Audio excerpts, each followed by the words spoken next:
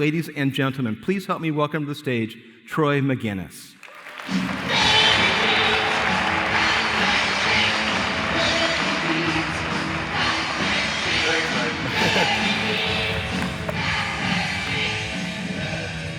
All right, are you awake yet with that song? Thank you.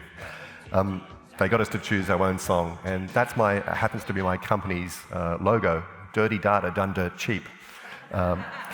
Now, the only thing I have in common with AC/DC is the accent you hear is actually Australian, and apparently they're Australian, although I wouldn't know.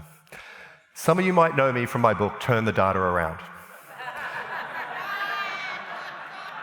That might have been last year's keynote. I apologise to David Marquette, but we have a lot in common. I once worked on a submarine, but after hitting my head multiple times, being 6'4", I shifted out to proper ships. And here's my quadrant model. As a consultant, it's very important to have a quadrant model. And you get credit and extra points if you make it circular. So here's my circular quadrant model. Of course, Joshua Kariowski. I did my best to steal that. I'm really just known for spreadsheets. And as boring as that sounds, in high school, I was one of those very insular types that avoided eye contact. And I spent a lot of time on computers and doing, I wasn't athletic. I was more sort of in the library. But so much so that when I finally met my wife, I rang my mother in Australia and I sort of said, oh, Mum, I've met someone wonderful and I think this is really great. And she said, oh, just a second. She took a big breath of a cigarette. I could hear that over the phone. And she put a hand over the phone, leant back and yelled out to my father, hey, Jeffrey, he's not gay. And there was no judging. It was like they actually had a 10-year bet. They had $20 based on, is he gay or is he not? It doesn't really matter. But the point is that even I can get married, but I really do love data and spreadsheets. Don't lose hope. So let's start with something that we can all agree about. No estimates.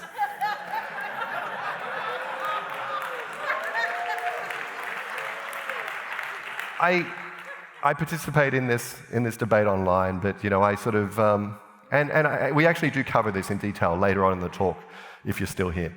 I want to talk about that there are no absolutes, and we should never say no, never, or always. We should be starting to ask why, when, and how. Now, there are no absolutes in this.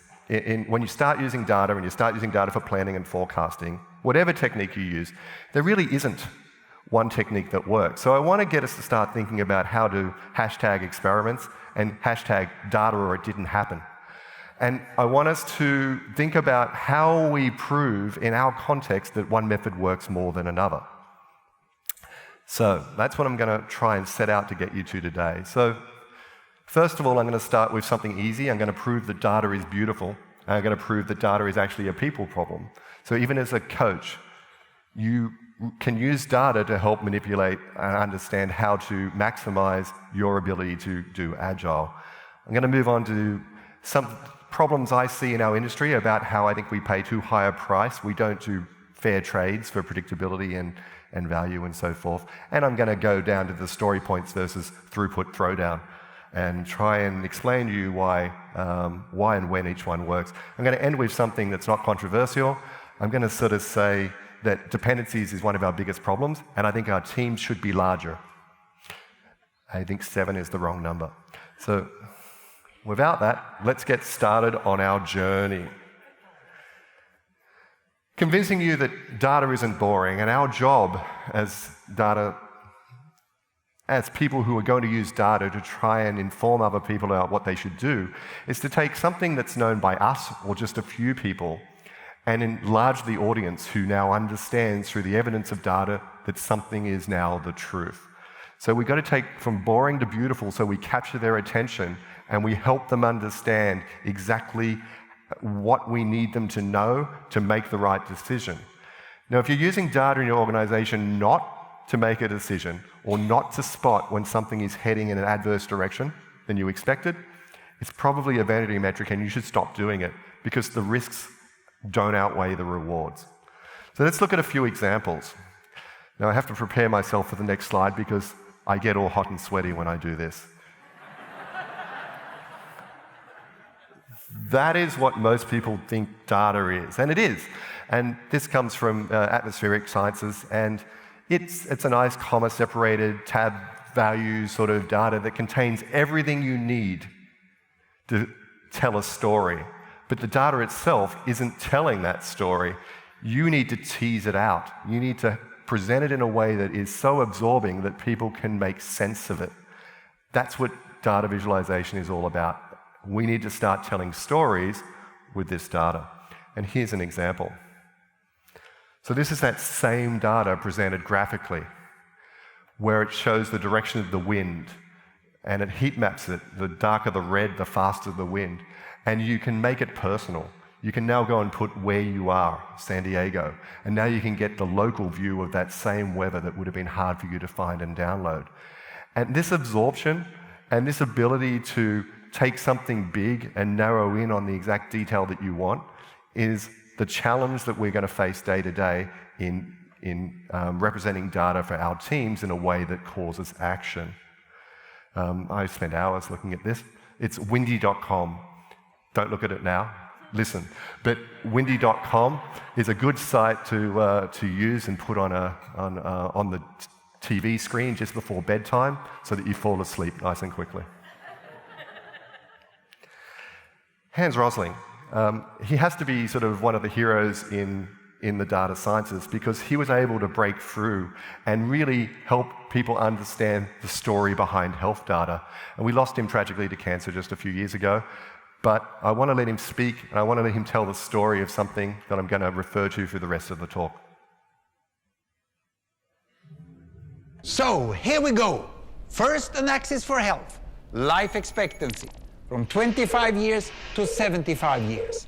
And down here, an axis for wealth, income per person, $400,000, $4,000, and $40,000.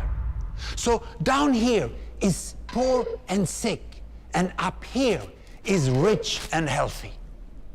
Now, I'm going to show you the world 200 years ago, in 1810.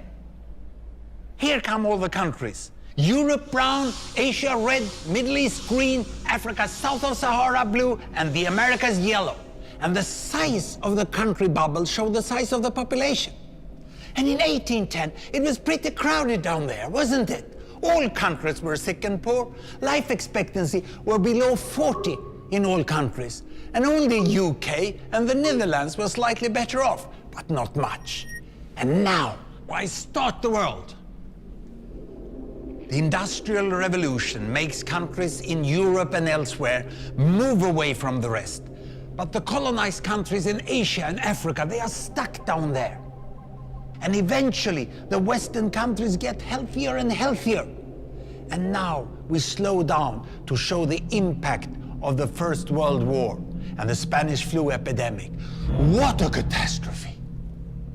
And now I speed up through the 1920s and the 1930s. And in spite of the Great Depression, Western countries forge on towards greater wealth and health. Japan and some others try to follow, but most countries stay down here. Now, after the tragedies of the Second World War, we stop a bit to look at the world in 1948. 1948 was a great year. The war was over, Sweden topped the medal table at the Winter Olympics, and I was born. But the differences between the countries of the world was wider than ever. United States was in the front, Japan was catching up. Brazil was way behind, Iran was getting a little richer from oil, but still had short lives. And the Asian giants, China, India, Pakistan, Bangladesh, and Indonesia, they were still poor and sick down here. But look what is about to happen. Here we go again. In my lifetime, former colonies gained independence, and then finally they started to get healthier and healthier and healthier. And in the 1970s, then countries in Asia and Latin America started to catch up with the Western countries. They became the emerging economies. Some in Africa follows. Some Africans were stuck in civil war and others hit by HIV. And now we can see the world today in the most up-to-date statistics. Most people today live in the middle, but there are huge differences at the same time between the best of countries and the worst of countries. And there are also huge inequalities within countries. These bubbles show country averages, but I can split them. Take China, I can split it into provinces. There goes Shanghai. It has the same wealth and health as Italy today. And there is the poor inland province Guizhou. It is like Pakistan. And if I split it further, the rural parts are like Ghana in Africa. And yet, despite the enormous disparities today, we have seen 200 years of remarkable progress. That huge historical gap between the West and the rest is now closing. We have become an entirely new converging world. And I see a clear trend into the future. With aid, trade, green technology and peace, it's fully possible that everyone can make it to the healthy, wealthy corner. Well, what you just seen in the last few minutes is a story of 200 countries shown over 200 years and beyond. It involved plotting of 120,000 numbers. Pretty neat, huh?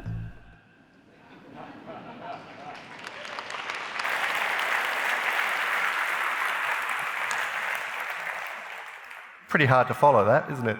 But I'll try. Having the data isn't enough. I think we probably all learnt more about global health in that 3.5 minutes than what we ever learnt in school. How we present the data to get the understanding conveyed is important. And he did a lot of techniques there, splitting out countries from averages to show where different parts of that same province were. He always used something to compare to. So it's like Italy, it's like China, Ghana. So this matters, and I'm going to keep coming back to that. So this is my call to action for our community. We've got to stop using boring plots. Boring plots aren't going to convince anyone of anything. We need to start telling stories, not that good initially, but better than what we're doing today. And those stories have to lead to an action. And this is what it's about. Data is a people problem. It's not a numerical, mathematical problem. Data is about helping people understand something that you know that they don't yet know in a way which is compelling. So when we start capturing data and we're anticipating using it for making a future decision, we need to really rely on history. And as the quote says here, we learn from history that we do not learn from history. That we take all the evidence that we're given and we completely ignore it. And this is why. This is a list from Wikipedia of all the different reasons and ways our brain deludes us. The way our brain says, even given the evidence you've just shown me, I don't believe you. And some of them happen more often than others. In our world, this is just zooming in on one part of it. We often draw details that confirm our existing beliefs. So our stories have to be good enough to dislodge people from their existing beliefs. That's why it's such a challenging sport, is we have to find a way of telling stories which help people follow along, join the dots, and then make a good decision. So this is the problem. If we go using our experience alone, we're at the mercy of all those cognitive biases you just saw. Pick one of the 320 which are on that page. But conversely, if we start just using historical data alone, it might be used out of context and give us the wrong answer anyway. So whenever we use data for decision making, we need to balance it with context. And that means that the only thing that data should ever start is a conversation. It should not cause any premature judgment. It should be, you have to combine context with the data that you have and have a conversation to find out if there's something known by someone else that might sway the answer. And we're really bad at that conversation part. And the fastest way you can get data which is going to be wrong is to start embarrassing people. They will fight the embarrassment and they will find a way to not be embarrassed by the data by giving you incorrect data, by gaming the system, by just doing what they expect you wanted to see, not the right thing. I'm going to show you an example. This dashboard was in the lunchroom for a company I used to work at. It lists all the developers from worst to best based on how many open defects there are in the bug tracking database. Now, of course I noticed this, and I might have gone and said something to the VP who was in charge of this, and to which he just exhorted that, oh, you Agile coaches are all the same. To which I had to say, oh, no, I was not born that way. I don't really care as much about the people. You are making me capture crappy data. I worry about the data. Leave my data alone. Tear down this dashboard. So it's got a double-edged sword there. It's bad business to delusionally go in and put this dashboard up and think it's not going to have an impact. Because now we had two problems.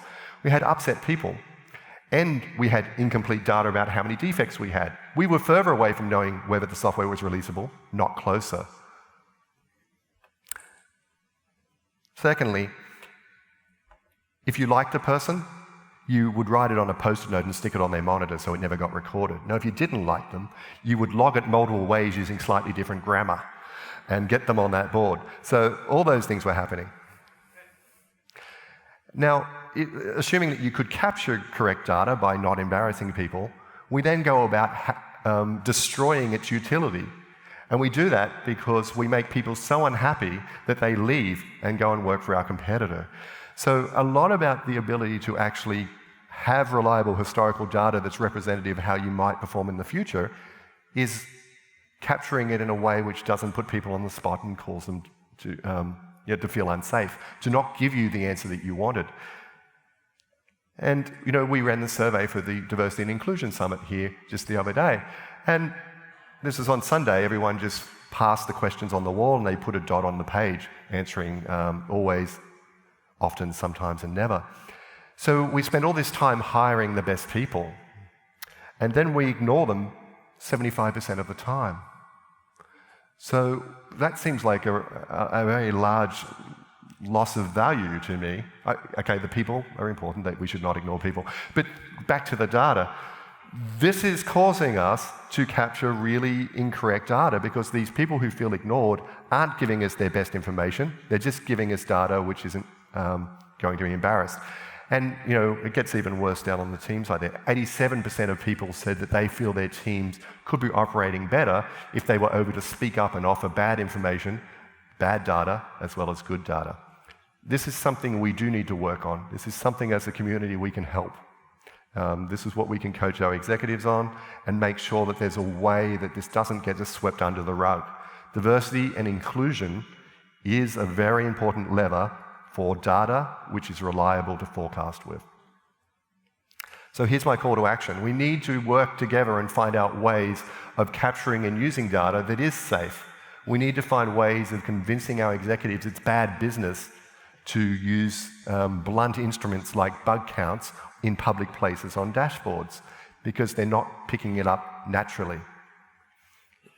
So safer includes safer data to forecast with and also happier people. All right. The next point I want to make is I think as an industry, we often pay a really high price for predictability. And I want us to really start understanding the trade-offs we make in trying to set up measurement systems and practices which aim for absolute predictability in all cases. So I'm going to start this by sort of saying, in my business, I get to go into a lot of companies, and the first thing I really do is I look around and see what data they use, what data they capture, what data they show. And I really see that data is captured in three phases. There's data and dashboards that are used to select what we're going to do in next year's product or a future product. There's data and dashboards which show status of what's in progress. And then there's data which is feedback from the customers about usage data and outcome data, whether it was used by the customers and has actually solved their problem. And when I rank them on whether I see a little to a lots in an organization, this is what I see. I see that there is some data and dashboards around selecting what we're going to do in the planning phase. I see double, triple the amount of effort into systems and charts that are managing status and in-progress work, and I see scant evidence that anyone is getting feedback numerically from customer usage, outcomes, and feeding it back in to the system to choose better next time. And I want us to think about, what would we like this to be? If we were going to sort of start implementing a metrics and data program inside an organization, where should we spend our extra dollars? So if we were twice as good at any one of these, which one would move the customer's needle the most? Which one would move the organization's value the most? And this is my opinion. I think our number one opportunity that we're leaving on the table is we're not accurately measuring the impact of the products we have delivered on customers. And I would like to see us spend more on that. I think that data that we capture from the customers should really inform what we do next. Should we persevere? Should we pivot? Should we do a little bit more? Did we actually solve the problem? I think those two go hand in hand, and they would be my 1 and 2. And I would trade time and effort away from tracking status to achieve those first two metric programs. And I think if we do this, we're actually starting to help organizations measure outcome rather than output. And that's something I think that we desperately need to do to show the value of Agile in the future. Why do we have this imbalance of the way that we track status maniacally? Well, this was me a few years ago. I was an executive of a big company, a VP, and I was just so frustrated that I was always the last to know. I'd gone out and staked my reputation on a feature that was going to be delivered, only to have it dashed and embarrassed in front of my peers. So what was my response? I got status more often. I insisted on more planning. I thought if we just put a little bit more effort into planning, everything would be okay. I cherry-picked the senior staff to put them on the projects that I was going to be most embarrassed by if they failed, and I yelled a lot during meetings. All of those things created an incredibly unsafe environment for me to get reliable information. So in hindsight, I was an idiot.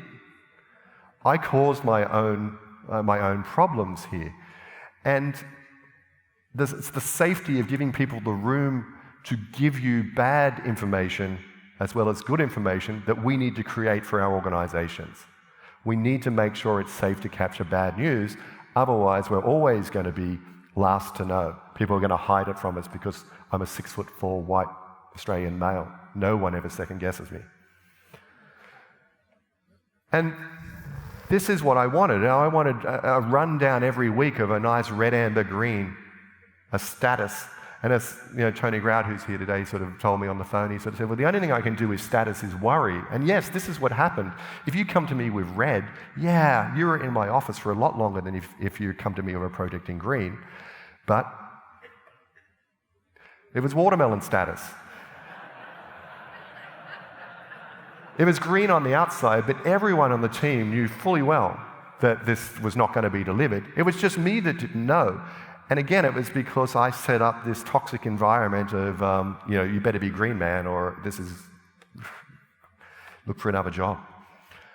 Data is a people problem. In this case, it was me that was causing the people problem. I wasn't getting bad news because I never set up environment to get bad news. And I think we need to do better. And it was for a desire of predictability. I felt the only way I could stick to the promises I'd made to other people and keep my reputation in stake was that I needed predictability in my teams. I needed them to be able to plan better. I needed them to be able to stick within a very narrow range of expectations and cycle times. But that's not good business. I'm sure that in Blockbuster's boardroom, the video agent that you saw earlier in the week, every status dashboard was green until the day they went bankrupt.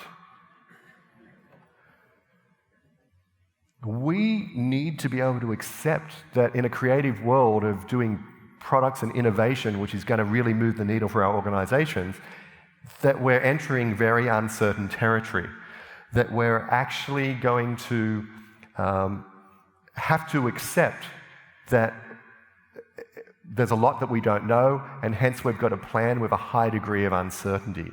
So our job is to minimize that uncertainty. But I want to pose a question to you.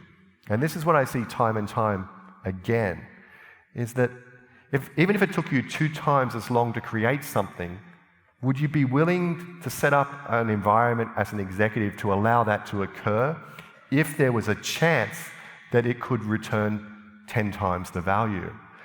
And we will have to remind people this message time and time again, that by saying that we need pure predictability, what we're really doing is we're limiting people's ability to take risks and do bold products.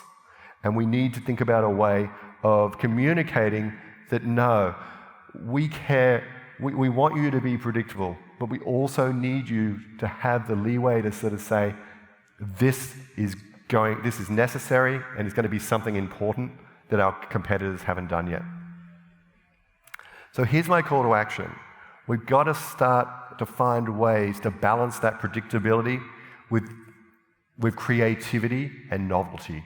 And we need to find a way of showing and measuring the true outcome rather than just the output that we're going through. And it's very easy to measure output. That's why we do it. Measuring outcome is going to be hard, and I think we're just starting that journey to understand how we can do it well.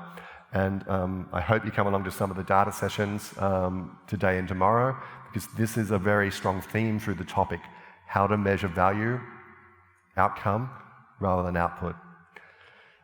But outcome is a very uncertain thing. We have a theory that it's going to have a good, positive outcome. But when we start, ironically, when we're expected to go on the record and make a commitment about what we're going to do, we have the highest uncertainty possible. And then over time, as we start doing it, we get new information. Oh yeah, that's going to be possible. Yes, this framework is going to help us do machine learning and give the customer a valuable recommendation. And the more that we do, and the further and the closer we get to release, the better that we start understanding the problem more, and uncertainty diminishes. But there is going to be occasions where uncertainty through new information shoots back up again. And you need to set up the situation where this is allowable. Because you don't learn as much from an expected outcome as an unexpected outcome. So what you're trying to do, if business is about who learns the fastest, you need to be able to accept bad information that sets you back a bit about, oh, we're not sure now, as well as good information. Because you only really eliminate total uncertainty once you're done, once you've released it. And that's what Agile's about. At deployment, that ends speculation. So we need to find a way of incorporating information as fast as we can. And the quickest way to do that is to release more often. So if we do buy into the fact that we need to get feedback from our customers to understand the outcome to feedback in what we should do next in our persevere or pivot sort of curve, we need to get that new information from the customers faster, which means we need to be working on how we're releasing more often. It's the only way to really manage the unpredictability which is necessary for us to be surviving in the coming decades. Yeah, but how long will this feature take? Okay, I agree with all that, but you're still going to be asked, and you're still going to have an expectation to understand how long certain features are going to take. Because out of all the things that we could deliver, sometimes how long it's going to take to deliver might be the tiebreaker. It shouldn't be the only factor, but it could be a tiebreaker. So we still have to find ways of helping us quickly come up with a how long answer so that multiple options can be compared against each other, and the context of some executive or stakeholder can weigh in and choose the right option for them. And I'm going to take a lead from Google, who have had many years of having to explain to the general public uncertainty. And Google Maps navigation is probably one of the more refined ways of presenting uncertainty to the public because it's been around so long. And in this case, on the truly infrequent times that my wife and I go on date night, we have to understand how long it's going to take to go from home in Bellevue to where we often party in Seattle. And Google Maps gives us an answer, but it doesn't just give us one answer, it gives us multiple answers because it doesn't know context. Now on date night, I do want to take the longer route, the bridge that goes over the northern water there, because that has the perfect view of a snow-capped volcano. Context mattered. Even though it had the data to show me the shortest route, it presented me with a suboptimal route, which was the most optimal for us. We often talk about multiple ways of doing projects and how we might approach a certain feature, and then somehow one just gets selected, and that's the one that gets planned and estimated and forecast, and we eliminate the others. What if someone else had a bit of context that we didn't know that would have made a different decision? So I want us to start sort of showing multiple options. The other thing it does is notice it stays at duration, 21 minutes, 32 minutes. It doesn't immediately jump to you're going to be there at 6:04. Why? Because we haven't started left. We haven't left. We're all too happy to put on it's going to be done by the 27th of August, even though we don't know when we're going to start the project. So once we do start, once we do commit, it then gives me continuous update about when I'm going to arrive. It doesn't say, well, I said 6:04, so you just need to drive faster through this traffic. But we do that all the time. We sort of fix a date and then we quietly keep our watermelon status green until the point that we find out, or I find out last, that we're going to miss. Know early and do smaller things. So I'm going to contrast it. And I really just went through them. You know, if we give one forecast now, even though we considered multiple approaches and options, we should stop doing that. We should do a very light forecast of multiple options, get an opinion on which one's going to be the leader, and then do a more detailed analysis of the one that's chosen after the conversation. Data plus conversation. We give a calendar date, even though we don't have the foggiest clue when we're going to start. In our projects, it would be better forecasting the completion date of the projects before us than it would be our project, because it's the start date that's going to shift. So I want us to find ways to use duration to make all the decisions around options just based on 6 weeks versus 12 weeks. And then I want us to find ways to help people see earlier that what the original expectation at the highest point of uncertainty isn't going to be reality. And I think this is the real key to how we present forecasts, is we don't need to understate uncertainty. We need to tell and make people understand that that is our strategic weapon, that we do bold things, but in doing bold things, we incur a lot of unpredictability and risk, as Alicia said in the earlier slide. But Google make this even better. If I can say what time I want to arrive, and it says up here up the top, arrive by 6 p.m., it tells me when I need to leave. This is important, okay? If I need to arrive by 6 p.m., this is telling me I need to leave by 5:10 or 5:05 p.m. And because there's uncertainty in this range. You see, it says typically it takes 20 to 50 minutes. Now, if I was it was an important business meeting and I was meeting Jeff Bezos for him to acquire my company, I would probably leave assuming that it was going to take an hour. And my wife and I, we don't eat at very, high-end establishments. We sort of prefer a more rustic sort of feel of a home kitchen.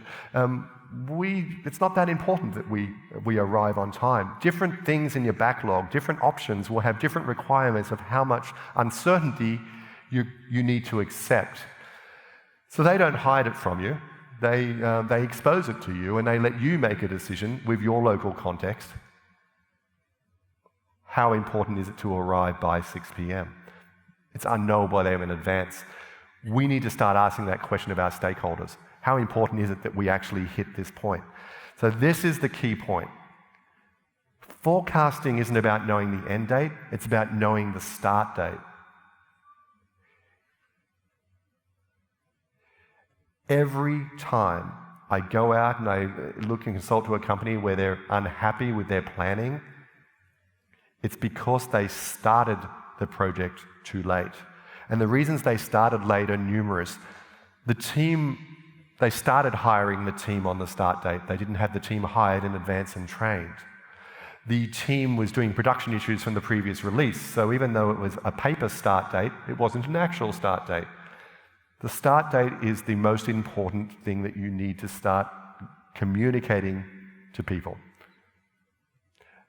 So much so, I invent the end dates. I make them up. I just make them match a calendar date. And then I work out what amount of scope will fit into that time zone. So I'm having that uncomfortable conversation of scope early. Unlike this deck started last night at 231 slides.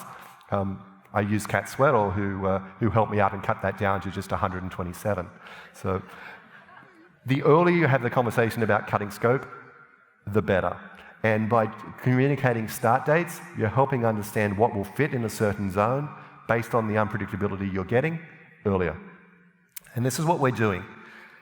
The forecast that we do come up with, once we do actually start and we have a date and we can extrapolate out when we might finish, given the uncertainty of the teams, we can detect we're wrong. We will be wrong. We have to be wrong because the model we're using is incomplete. Our job is to quickly detect we're wrong and then find out what we missed. What context didn't we know? And then put that context in the model and iterate on the model. Remember, the job of the model here is to help you detect earlier that you're wrong, not to hit the final date. You will hit the final date. You will cut scope. You will make decisions along the way. But the earlier that you know that you're deviating from what the expectation was set, often the less intense the lever that you need to pull to fix it.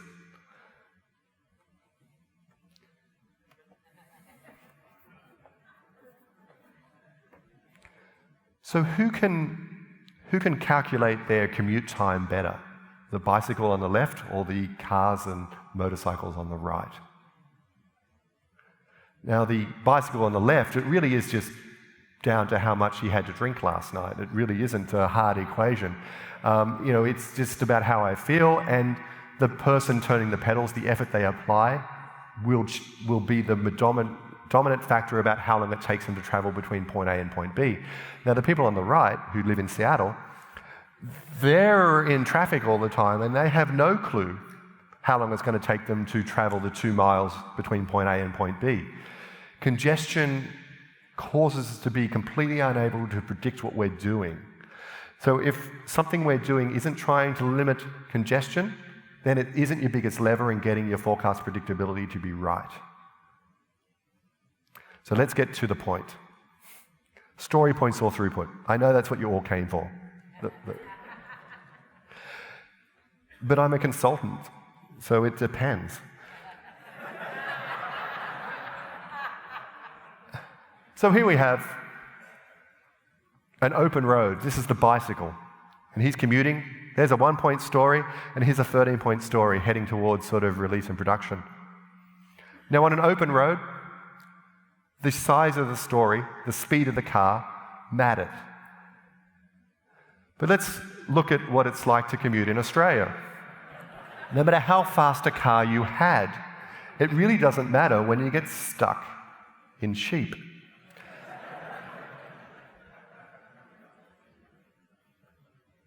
There's a lot of things that get in our way between starting work and delivering it. And if we're in a system where this is the majority of the time, that's going to be the dominant factor in the forecast. You really need to estimate how long you're going to spend in sheep, how long you're going to be delayed, how long things are going to sit in queues. And this is what it's like in a queued system. The 1-point story pulls ahead but gets stopped at the first impediment, the first dependency, things they can't proceed on, and the 13-point story catches up. They both get the go-ahead at the same time, and now the other 1-point story moves along to the second impediment. The 13-point story catches up, and they both finish at exactly the same time. The 1-point story, the solid block is hands-on time, and the hatched block is wait time. Yeah, sure, they did 1 point. The effort at the local dev team was actually 1 point, but throughout the whole system and the value chain, it took 20 minutes, which is exactly the same as the 13-point story, because there was a batch release and they were waiting for similar resources in time. This has a strong term called process efficiency. It's the ratio of the hands-on time versus the wait time. And in our industry, in every client I go to, this is one metric I do sort of look at quietly. It's around about 15%, 15. That the doing time is often 15% of the actual time that work spends flowing through a system. So even if we nailed every estimate, we would be nailing 30% of the total time for delivery. But it depends. Which one's better, story points or item count? Now, if you're in a system where development time is larger than delays and you don't have dependencies and you have dedicated staff, and this happens in a lot of larger projects, the staff are ring-fenced or they're in a different locations, they're not going to be pulled off and put onto production issues. This is so this does happen.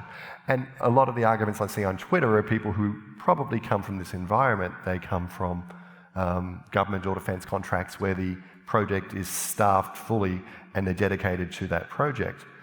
So in that case, story points will be the better predictor of how long it takes to get something done. Why? Because development time dominates the lead time.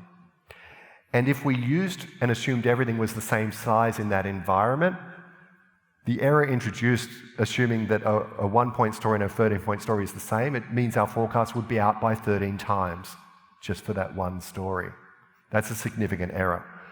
Now, if we're in a different system, which is more like the sheep or the motorcycles and cars, where delays dominate your time through your value chain of starting work to delivering it, you've got dependencies on other people, your staff are shared, you happen to have the unfortunate position of having all the experts in your company work for your team, which means they get stolen for production issues every day, or they get stolen to train up new staff. You can't guarantee they're going to be there. Item count is going to give you a more reliable predictor.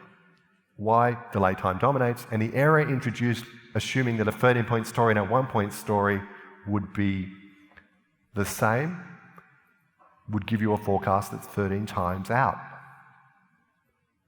So you need to understand which system you're in. Everyone's right here. But this is what I want you to do.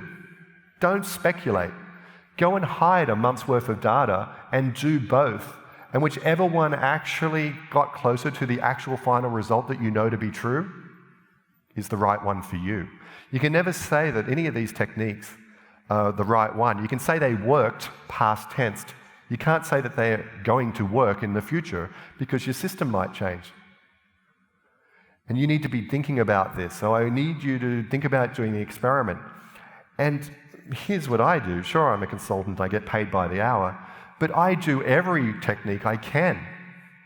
Story points, throughput, crystal ball, ask the quietest guy in the corner of the room or something like that. You know, I go and ask around, I go and talk to people, and then I combine all those together and I reflect on, do they agree? If they agree, great, I'll stop doing the ones which are more effort. But it's when they don't agree, I get excited because now I need to learn why don't they agree, and now I'm getting new information about how to make my models better. So I think you can use your historical data, but you need to run this experiment yourself. Don't get emotional about it, just prove it one way or the other. This is minutes worth of work. Don't get emotional about it, not like me. So yes, Troy, we're going to use historical data to go and do all this forecasting and prove the future. How much data do I need? Which is a good question, right? Now, apparently in a keynote, you're not meant to go all math, so I had to take all the formulas out. But this is essentially, the orange line shows how much uncertainty gets decreased as you keep adding samples to actually keep getting throughput or velocity story point data. And you'll see that it drops very quickly. In fact, it drops 10 samples. There's only a 9% chance that the next sample will give us new information about something that's been worse than we've seen before. And at 20 samples, there's only a 10% chance, a 5% chance that something's going to be worse is going to come along. So it's between 10 and 20 samples gets you down to pretty much the zone of diminishing return. But I will say that what I find more prevalent is error introduced into forecasts by using too much data. Because the samples which were from 6 to 9 months ago were for teams that no longer exist. It was for teams who were doing overtime. It's for teams who were doing working on a completely different software framework than you currently are using. So the pollution in the forecast based on expired samples is far greater than the uncertainty you're going to reduce by having those samples. So I want you to remember this point, that you don't need hundreds of samples. So I'm going to say that you need to never marry before you've dated 7 people, and you should find the phone number of the best of the first 11 that you've dated. If they still accept your phone calls. For me, it was easy. I only ever dated one person. But you look cool.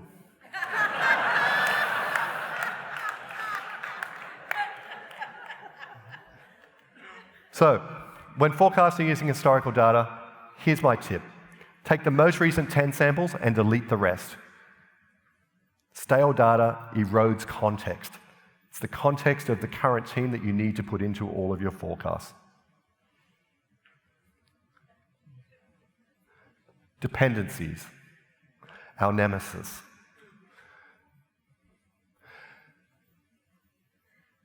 So the hypothetical case I'm going to give you here is that 4 people are going to dinner, and the restaurant has a policy that everyone has to be there on time or they don't seat you. Now, if the 4 people have to arrive on time, one way to work out the odds of being seated on time is to come up with every permutation of a person being on time or late. And that's what I've shown in this table. Blue means on time, orange means late. Now, this is the problem with dependencies, and this is 4 dependencies. You have a 1 in 16 chance of being seated on time by choosing 4 people to go to dinner with. It's why I just take my wife. There's a 15 in 16 chance of being delayed by at least 1 person. Risk of dependencies is really asymmetrical. It throws the odds so far against you about delivering on time that you need to be taking this issue very seriously. And we do, sort of, but we don't do it in a quantitative way. This is a company, I think Dan Greening did this diagram of a company, and every box is a team, and every line is that a team has a dependency on another team at a certain period of time, previously in history. And there are 7 layers. If the team down the bottom here, the lowest team, had to do a feature before it went all the way through the other teams to release. 7 strict chain dependencies. Now, this is severe. I doubt many of you have this situation. This comes from architecture causing teams to be formed in a certain fashion. But let's look at the odds of that team delivering on time. 1 chance in 2 to the n is the strict formula for understanding how many total permutations there are, and there's only 1 case where every team delivered on time through that chain. 128 that they didn't. There it is, the blue square up in the top left-hand corner. That's your chance of delivering on time through that dependency chain. So for every dependency that you remove, you halve your chances of delay, or you double your chances of being on time. Every dependency that you can find a way to address and collapse doubles your chances of releasing on time. This is a huge economic lever that you need to be utilizing to get more planning predictability in your systems. 5, 1 in 32. And now is the point in the presentation where you start to hate me. Because the cause I see most often of this is this. The teams should be no larger than can eat 2 pizzas, 7 plus or minus 2. And it turns out there's data that validates this. Larry Maccheroni, who's sitting here making me nervous, did a study a few years ago now. He's not that old, so it's just a few years ago, where he took 10,000 teams and he found a way of measuring the data that those teams had logged in their system of record and working out how good they were across 4 axes: productivity, predictability, responsiveness, and quality. And basically he found a way of doing the math where you could sum them together and get a total score of performance. Now he's doing that talk this afternoon, I believe. Yep, this afternoon, where he goes through this whole study. By doing that, we can sort of see that, yep, absolutely, as the theory is, teams between 5 and 9 in his data did have the highest peak across those 4 dimensions. Overall, teams of 5 to 9 performed best out of any other size team. Not across all of the axes, but in total. So there might be a tactical reason to go larger. But teams of 9 to 15, yeah, they were less, but not by much. So this is what I'm going to say. I'm going to challenge you to do. Experiment. Find 2 teams that commonly have a dependency on each other and make that team, combine the team for a period of time. A release train, a couple of sprints, a couple of iterations. See if that increases your chances of delivering on time. Because in theory, it should double your chances of delivering on time based on the math you just saw about how dependencies cascade. So if it does, and if it feels better, then you should do it. You shouldn't just sort of say that teams operate best at 7 plus or minus 9. That is true. But the price we pay, if it's in adding a dependency, is something that we need to start challenging. So there's the call to action. I need us to find better ways of surfacing and visualizing dependencies up front so that we can manage them. I think they are the biggest lever I see which make my forecasts wrong in my models. This is a significant factor. After start date being wrong, this is number 2. It's the uncertainty of moving through the chains of dependencies. And I think we need to talk about larger teams. I think there are cases strategically and tactically where we need to sort of say we're unwilling to pay the price of risk of these small teams to get this done. We want to test larger teams. Okay, if you thought that was bad, you're going to hate this one.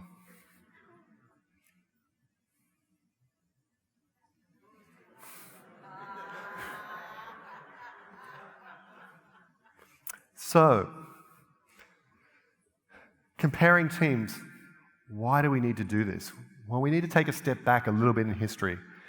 In manufacturing, one of the innovations that come through the 60s and the 70s from Stewart and Deming in the manufacturing field of Toyota and so forth is the fact that it is a core and critical skill to be able to understand whether the quality, the tolerance, the outcome, the predictability was due to just machine variance. Machines being, we don't need the screw to be, we need the screw to be plus or minus a micron, and it's plus or minus 5 microns, but it often is, and that's okay, the screw still gets inserted. But if it's 50 microns, oh, wait a second, that's not going to work. So what the manufacturing field did was come up with very quick rules to detect whether it's just natural variation or whether a machine is broken. Special cause versus common cause. Common cause being, yeah, we would expect this level of variation. Special cause being, that doesn't seem to be right. And what we need to do is we need to help everyone understand, is one team impacted or performing in a declining fashion across one of the metrics that we measure, or is it everyone in the organization? And this is important because the result is different. Now, in my experience, whenever I get pulled into an organization, there is trepidation. Oh my God, there's a data guy here. We're going to start having dashboards in the lunchroom that shows number of defects per developer. It's the developers and the teams which are nervous, but it shouldn't be, and it never is. Because the first time I put those dashboards up and I start looking at the trends of all teams, if all teams are declining on predictability and cycle time or throughput or velocity, it's not one team's fault. It's that management's screwed up. It's that we haven't created a safe environment and something is wrong that is beyond the teams to fix. So I'm sick of going to retrospectives where the teams come up with 6 factors that they can do nothing about. It's not their wheelhouse. So the only way we can determine whether it's one team or all teams is to start finding a safe way to detecting whether one team or all teams, which is going to cause us to create the skill to safely compare teams. Now here's an example. This was one company which is 100 teams worth of output. So yes, it is an output measure, but it's just throughput. But it's over time from 2012 to, 2014. And you'll notice, anyone notice something strange? There were 2 points where, 100 teams got nothing released for a whole month. So think about this. I wonder what that is. What do you think it could be? It's Christmas, but it was a HR policy. It was a HR policy that said if you don't use your annual leave in December, you don't get it to roll over to January. Think about what it's like, 100 teams. Let's say they bought the Kool-Aid and said they were maximum of 9 people. It's 900 people got nothing done for 1 month of the year. So take what it costs to pay them, 1/12 of the total salary for 900 people, and throw it in the bin because of a HR policy. That does not seem like a fair trade. So there's nothing you can do of estimating a 3 or 5 or an 8-point story which is as impactful on throughput planning as this. Nothing. Nothing you can do. So I find those conversations hard to weigh in on. So this is how I do it. And this isn't perfect and this is too complex, but I'm just throwing it out there as a starting point to get your brain in gear. We need to start showing trends. All teams versus a subset of teams. And it's not the data that matters, which is why there's no axis. And yeah, every other team is in the background of those slight white lines, but the ones I'm trying to get you to focus on is the dashed lines which show the trend quarter over quarter. So each one of those squares is 3 months worth of data, and it's a fitted trend line. And if every team's trend, if the grey is declining in one of these measures, don't go emailing the teams to say, what's wrong with you? Because it's not their fault, and they can do nothing about it. It's your fault. This is what happens when I consult in the executive boardrooms. So we have a very frank conversation about how they create a safe environment to make sure people do their best, because data's a people problem. And with that, thank you.